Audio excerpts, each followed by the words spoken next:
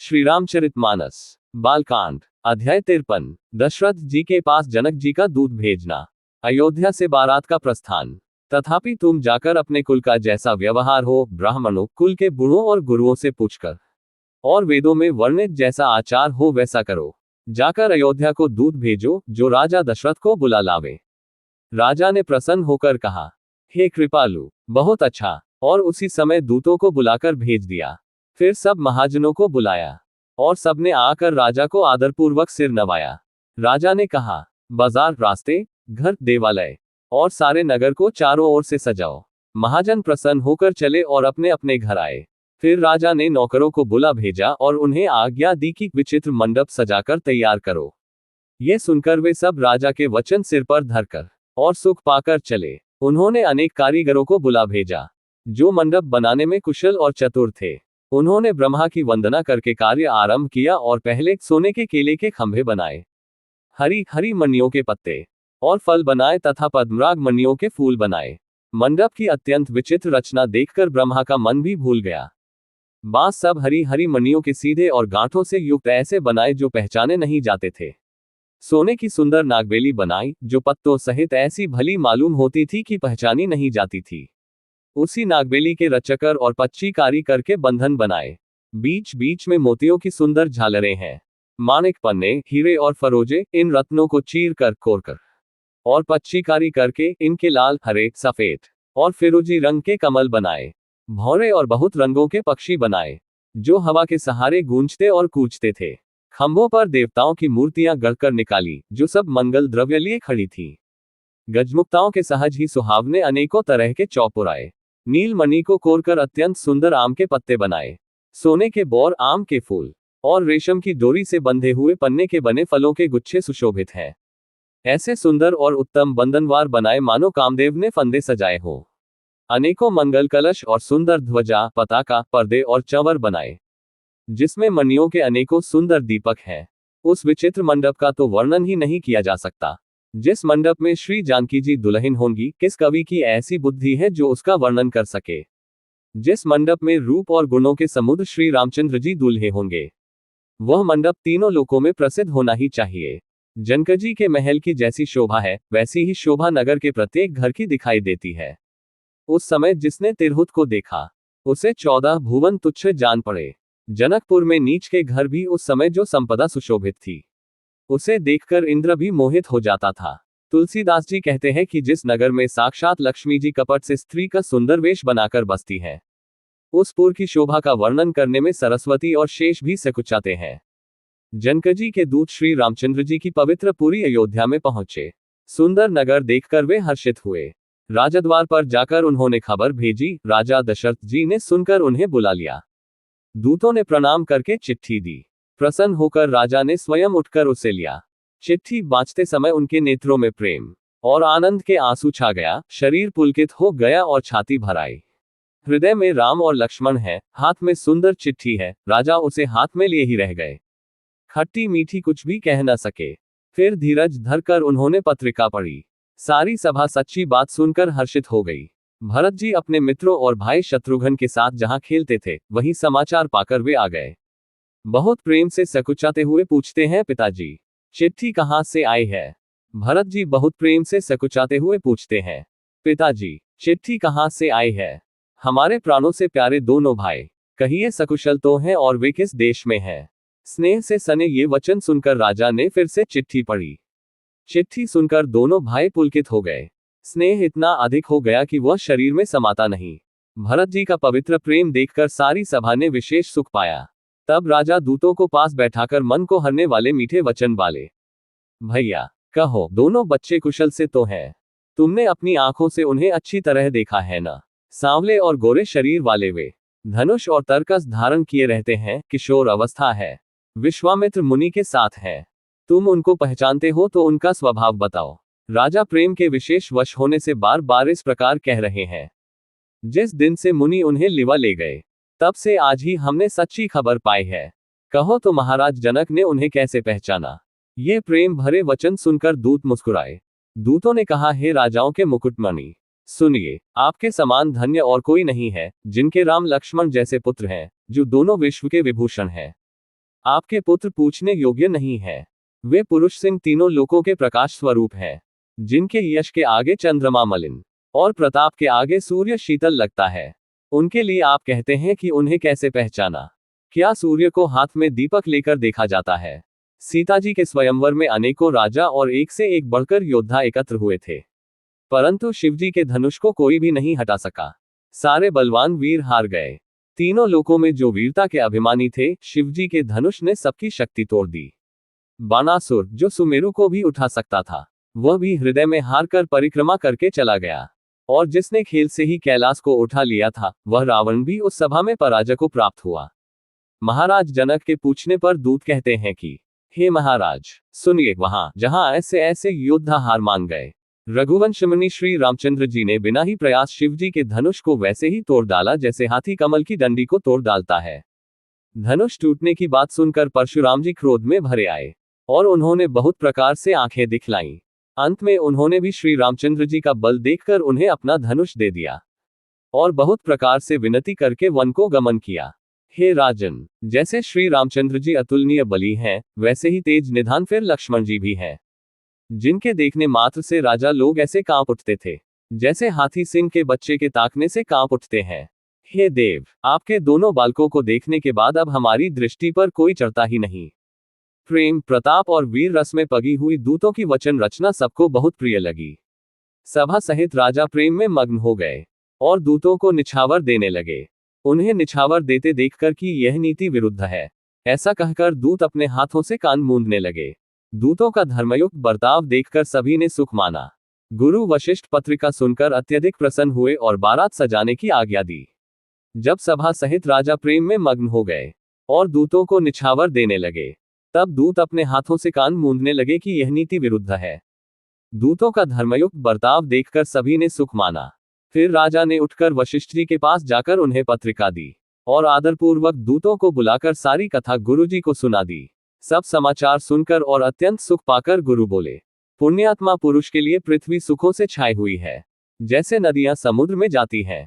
यद्यपि समुद्र को नदी की कामना नहीं होती, वैसे ही सुख और संपत्ति बिना ही बुलाए स्वाभाविक ही धर्मात्मा पुरुष के पास जाती है। तुम जैसे गुरु, ब्राह्मण, गाय और देवता की सेवा करने वाले हो, वैसी ही पवित्र कौशल्या देवी भी है। तुम्हारे समान पुण्यात्मा जगत में न कोई हुआ, न है और न होने का ही है। हे राजन, तुमसे अधिक पुण्य और किसका होगा, जिसके राम सरीखे पुत्र हैं और जिसके चारों बालक वीर, विनम्र, धर्म का व्रत धारण करने वाले और गुणों के सुंदर समुद्र हैं।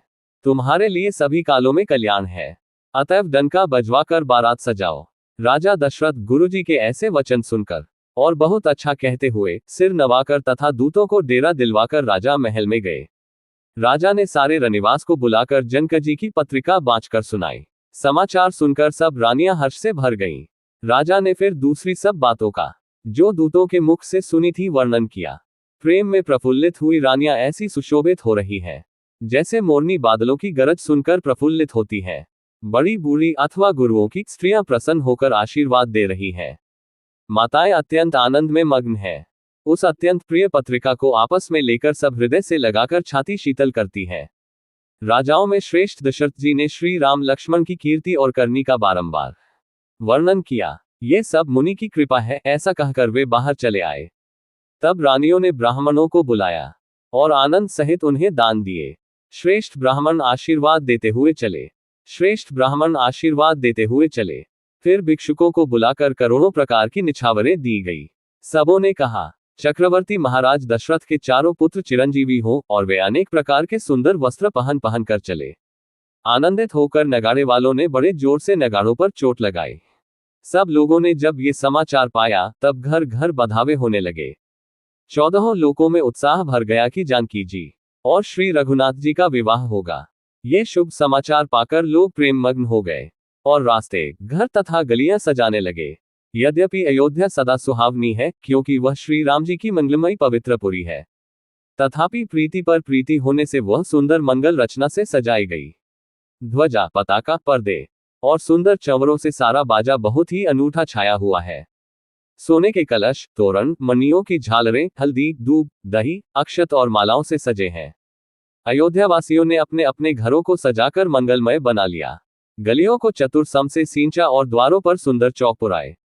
चंदन, केशर, कस्तूरी और कपूर से बने हुए एक सुगंधित द्रव को चतुरसम कहते हैं।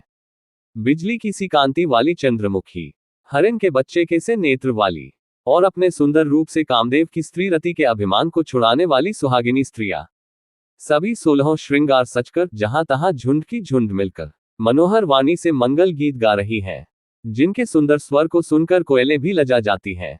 राजमहल का वर्णन कैसे किया जाए, जहां विश्व को विमोहित करने वाला मंडप बनाया गया है। अनेकों प्रकार के मनोहर मांगलिक पदार्थ शोभित हो रहे हैं और बहुत से नगाड़े बज रहे हैं। कहीं भाट विरुदावली कुलकीर्ति का उच्चारण कर रहे हैं और कहीं ब्राह्मण वेदध्वनि कर रहे हैं। सुंदरी स्त्रियां श्री राम जी और श्री सीता जी का नाम ले लेकर मंगल गीत गा रही हैं। उत्साह बहुत है और महल अत्यंत ही छोटा पड़ गया है। इससे उसमें न समाकर मानो वह आनंद चारों ओर उमड़ चला है। तुलसीदास जी कहते हैं कि दशरथ के महल की शोभा का वर्णन कौन कवि कर सकता है, जहां समस्त देवताओं के शिरोमणि रामचंद्र जी ने अवतार लिया है। फिर राजा ने भरत जी को बुला लिया और कहा कि जाकर घोड़े, हाथी और रथ सजाओ, जल्दी रामचंद्र जी की बारात में चलो। ये सुनते ही दोनों भाई भरत जी और शत्रुघ्न जी आनंदवश पुलक से भर गए। भरत जी ने सब साहनी घुड़साल के अध्यक्ष बुलाए और उन्हें घोड़ों को सजाने की आज्ञा दी। वे प्रसन्न होकर उठ दौड़े। उन्होंने रुचि के साथ जीने कसकर घोड़े सजाए। रंग रंग के उत्तम घोड़े शोभित हो गए। सब घोड़े बड़े ही सुंदर और चंचल चाल के हैं। वे धरती पर ऐसे पैर रखते हैं जैसे जलते हुए लोहे पर रखते हो। अनेकों जाति के घोड़े हैं जिनका वर्णन नहीं हो सकता। ऐसी तेज चाल के हैं मानो हवा का निरादर करके उड़ना चाहते हैं। उन सब घोड़ों पर भरत जी के समान अवस्था वाले सब छैल छबीले राजकुमार सवार हुए। वे सभी सुंदर हैं और सब आभूषण धारण किए हुए हैं। उनके हाथों में बाण और धनुष है तथा कमर में भारी तरकस बंधे हैं। सभी चुने हुए छबीले छैल, शूरवीर, चतुर और नवयुवक हैं। प्रत्येक सवार के साथ 2 पैदल सिपाही हैं जो तलवार चलाने की कला में बड़े निपुण हैं। शूरता का बाना धारण किए हुए रणधीर वीर सब निकलकर नगर के बाहर आ खड़े हुए। वे चतुर अपने घोड़ों को तरह तरह की चालों से फेर रहे हैं और भेरी तथा नगाड़े की आवाज सुन सुनकर प्रसन्न हो रहे हैं। सारथियों ने ध्वजा, पताका, मणि और आभूषणों को लगाकर रथों को बहुत विलक्षण बना दिया है। उनमें सुंदर चंवर लगे हैं और घंटियां सुंदर शब्द कर रही हैं। वे रथ इतने सुंदर हैं मानो सूर्य के रथ की शोभा को छीने लेते हैं। अगणित श्यामवर्ण घोड़े थे। उनको सारथियों ने उन रथों में जोत दिया है जो सभी देखने में सुंदर और गहनों से सजाए हुए सुशोभित हैं और जिन्हें देखकर मुनियों के मन भी मोहित हो जाते हैं, जो जल पर भी जमीन की तरह ही चलते हैं। वेग की अधिकता से उनकी टाप पानी में नहीं डूबती। अस्त्र शस्त्र और सब साज सजाकर सारथियों ने रथियों को बुला लिया। रथों पर चढ़ चढ़कर बारात नगर के बाहर जुटने लगी। जो जिस काम के लिए जाता है सभी को सुंदर शकुन होते हैं। श्रेष्ठ हाथियों पर सुंदर अंबारियां पड़ी हैं। वे जिस प्रकार सजाई गई थी सो कहा नहीं जा सकता। मतवाले हाथी घंटों से सुशोभित होकर घंटे बजाते हुए चले मानो सावन के सुंदर बादलों के समूह जा रहे हो। सुंदर पालकियां, सुख से बैठने योग्य तामजान और रथ आदि और भी अनेकों प्रकार की सवारियां हैं। उन पर श्रेष्ठ ब्राह्मणों के समूह चढ़कर चले मानो सब वेदों के छंद ही शरीर धारण किए हुए हो। मागध, सूत, भाट और गुण गाने वाले सब जो जिस योग्य थे वैसी सवारी पर चढ़कर चले। बहुत जातियों के खच्चर, ऊंट और बैल असंख्यों प्रकार की वस्तुएं लाद लाद कर चले। कहार करोड़ों कांवरे लेकर चले। उनमें अनेकों प्रकार की इतनी वस्तुएं थीं कि जिनका वर्णन कौन कर सकता है। सब सेवकों के समूह अपना अपना साज समाज बनाकर चले। सबके हृदय में अपार हर्ष है और शरीर पुलकित है। सबकी एक ही लालसा लगी है कि हम श्री राम लक्ष्मण दोनों भाइयों को नेत्र भरकर कब देखेंगे। हाथी गरज रहे हैं, उनके घंटों की भीषण ध्वनि हो रही है। चारों ओर रथों की घरघराहट और घोड़ों की हिनहिनाहट हो रही है। बादलों का निरादर करते हुए नगाड़े घोर शब्द कर रहे हैं। किसी को अपनी पराई कोई बात कानों से सुनाई नहीं देती। राजा दशरथ के दरवाजे पर इतनी भारी भीड़ हो रही है कि वहां पत्थर फेंका जाए तो वह भी पिसकर धूल हो जाए। अटारियों पर चढ़ी स्त्रियां मंगल थालों में आरती लिए देख रही हैं और नाना प्रकार के मनोहर गीत गा रही हैं। उनके अत्यंत आनंद का बखान नहीं हो सकता। तब सुमंत्र जी ने 2 रथ सजाकर उनमें सूर्य के घोड़ों को भी मात करने वाले घोड़े जोते। दोनों सुंदर रथ वे राजा दशरथ के पास ले आए, जिनकी सुंदरता का वर्णन सरस्वती से भी नहीं हो सकता। एक रथ पर राजसी सामान सजाया गया और दूसरा तेज का पुंज और अत्यंत ही शोभायमान था। उस सुंदर रथ पर राजा वशिष्ठ जी को हर्षपूर्वक चढ़ाकर फिर स्वयं शिव, गुरु, गौरी और गणेश जी का स्मरण करके दूसरे रथ पर चढ़े। वशिष्ठ जी के साथ जाते हुए राजा दशरथ जी कैसे शोभित हो रहे हैं, जैसे देव गुरु बृहस्पति जी के साथ इंद्र हो। वेद की विधि से और कुल की रीति के अनुसार सब कार्य करके तथा सबको सब प्रकार से सजे देखकर श्री रामचंद्र जी का स्मरण करके गुरु की आज्ञा पाकर पृथ्वीपति दशरथ जी शंख बजाकर चले। बारात देखकर देवता हर्षित हुए और सुंदर मंगलदायक फूलों की वर्षा करने लगे। बड़ा शोर मच गया, घोड़े और हाथी गरजने लगे। आकाश में और बारात में दोनों जगह बाजे बजने लगे। देवांगनाएं और मनुष्यों की स्त्रियां सुंदर मंगलगान करने लगी और रसीले राग से शहनाइयां बजने लगी। घंटे घंटियों की ध्वनि का वर्णन नहीं हो सकता। पैदल चलने वाले सेवकगण अथवा पट्टेबाज कसरत के खेल कर रहे हैं और फहरा रहे हैं, आकाश में ऊंचे उछलते हुए जा रहे हैं। हंसी करने में निपुण और सुंदर गाने में चतुर विदूषक मस्खरे तरह तरह के तमाशे कर रहे हैं। सुंदर राजकुमार मृदंग और नगाड़े के शब्द सुनकर घोड़ों को उन्हीं के अनुसार इस प्रकार नचा रहे हैं कि वे ताल के बंधन से जरा भी दिखते नहीं हैं। चतुर नट चकित होकर ये देख रहे हैं। बारात ऐसी बनी है कि उसका वर्णन करते नहीं बनता। सुंदर शुभदायक शकुन हो रहे हैं। नीलकंठ पक्षी बाईं ओर चारा ले रहा है, मानो संपूर्ण मंगलों की सूचना दे रहा हो। दाहिनी ओर कौवा सुंदर खेत में शोभा पा रहा है। नेवले का दर्शन भी सब किसी ने पाया। तीनों प्रकार की शीतल, मंद, सुगंधित हवा अनुकूल दिशा में चल रही है। सुहागिनी स्त्रियां भरे हुए घड़े और गोद में बालक लिए आ रही हैं। लोमड़ी बार बार दिखाई दे जाती है। गाय सामने खड़ी बछड़ों को दूध पिलाती है। हरिणों की टोली बाईं ओर से घूमकर दाहिनी ओर को आए, मानो सभी मंगलों का समूह दिखाई दिया। क्षेमकरी सफेद सिर वाली चील विशेष रूप से क्षेम कल्याण कह रही है। श्यामा बाईं ओर सुंदर पेड़ पर दिखाई पड़ी।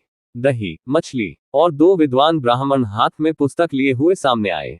मंगलमय, कल्याणमय और मनोवांछित फल देने वाले शकुन मानो सच्चे होने के लिए एक ही साथ हो गए। स्वयं सगुन ब्रह्म जिसके सुंदर पुत्र हैं, उसके लिए सब मंगल शकुन सुलभ है। जहां श्री रामचंद्र जी सरीखे दूल्हा और सीता जी जैसी दुल्हन है तथा दशरथ जी और जनका जी जैसे पवित्र समधी हैं। ऐसा ब्याह सुनकर मानो सभी शकुन नाच उठे, मानो कह रहे हो कि अब ब्रह्मा जी ने हमको सच्चा कर दिया। इस तरह बारात ने प्रस्थान किया। घोड़े, हाथी गरज रहे हैं और नगाड़ों पर चोट लग रही है। सूर्यवंश के पताका स्वरूप दशरथ जी को आते हुए जानकर जनकजी ने नदियों पर पुल बंधवा दिए। बीच बीच में ठहरने के लिए सुंदर घर पड़ाव बनवा दिए, जिनमें देवलोक के समान संपदा छाई है और जहां बारात के सब लोग अपने अपने मन की पसंद के अनुसार सुहावने उत्तम भोजन, बिस्तर और वस्त्र पाते हैं। मन के अनुकूल नित्य नए सुखों को देखकर सभी बारातियों को अपने घर भूल गए। बड़े जोर से बजते हुए नगाड़ों की आवाज सुनकर श्रेष्ठ बारात को आती हुई जानकर अगवानी करने वाले हाथी, रथ, पैदल और घोड़े सजाकर बारात लेने चले। दूध, शरबत, ठंडाई, जल आदि से भरकर सोने के कलश तथा जिनका वर्णन नहीं हो सकता, ऐसे अमृत के समान भांति भांति के सब पकवानों से भरे हुए परात, थाल आदि अनेक प्रकार के सुंदर बर्तन, उत्तम फल तथा और भी अनेकों सुंदर वस्तुएं राजा ने हर्षित होकर भेंट के लिए भेजी। गहने, कपड़े, नाना प्रकार की मूल्यवान मणियां, रत्न, पक्षी, पशु, घोड़े, हाथी और बहुत तरह की सवारियां तथा बहुत प्रकार के सुगंधित एवं सुहावने मंगल द्रव्य और शगुन के पदार्थ राजा ने भेजे। दही, चिवड़ा और अगणित उपहार की चीजें कांवरों में भर भर कर कहार चले। अगवानी करने वालों को जब बारात दिखाई दी, तब उनके हृदय में आनंद छा गया और शरीर रोमांच से भर गया। अगवानों को सज धज के साथ देखकर बारातियों ने प्रसन्न होकर नगाड़े बजाए।